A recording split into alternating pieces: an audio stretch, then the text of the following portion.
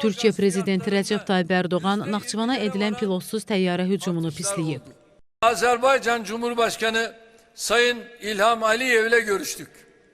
İlham kardeşime Nahçıvan Özerk Cumhuriyeti'ni hedef alan bugünkü saldırıdan üzüntü duyduğumuzu ve saldırıyı kınadığımızı ifade ettim.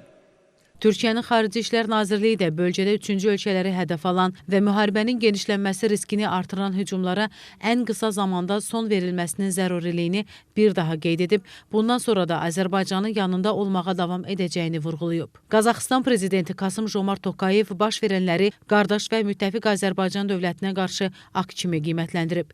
Gürcüstan Xarici İşlər Nazirliyi Azərbaycan Respublikasının Naxçıvan Muxtar Respublikasında bir neçə vətəndaşın xəsarət alması ilə nəticələnən pilotsuz təyyarə hücumunu pisləyən bəyanat yayıb. Gürcüstan Xarici İşlər Nazirliyi vurğulayıb ki, beynəlxalq hüququn prinsip və normalarını kobud şəkildə pozan və regionda vəziyyəti gərginləşdirməyə yönəlmiş istənilən hərəkət qəbul edilməzdir. Pakistanın baş naziri Məhəmməd Şahbaz Şərif X sosial media hesabında yazıb ki, Azərbaycan rəhbərliyinin və xalqının yanında olan Pakistan gərginliyi daha da artıran, regional sülh və sabitliyə xələl gətirən hərəkətləri pisləyir. Özbəkistanın Xarici İşlər Naziri Baxtiyor Saidov, Gürcüstanın Xarici İşlər Naziri Makab Botçorishvili, Qazaxıstanın Xarici İşlər Naziri Yermek Koşerbayev, Türkiyənin Xarici İşlər Naziri Hakan Fidan, Pakistan Baş Nazirinin müavini Xarici İşlər Naziri Məhəmməd İshaqdar, İsrail Dövlətinin Xarici İşlər Naziri Gideon Saar, Qırğız Respublikasının Xarici İşlər Naziri Ceymbek Kulubayev,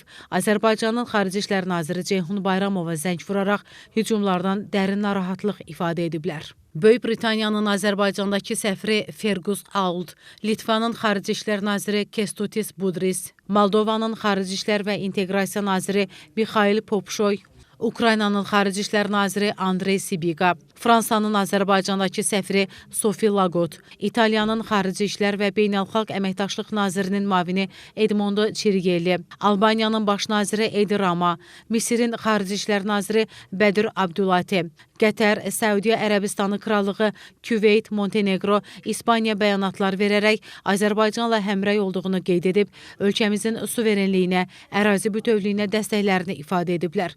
Beynəlxalq Mülki Müdafiə Təşkilatının daimi katibliyi Azərbaycana qarşı hücumla bağlı bəyanatı yayıb.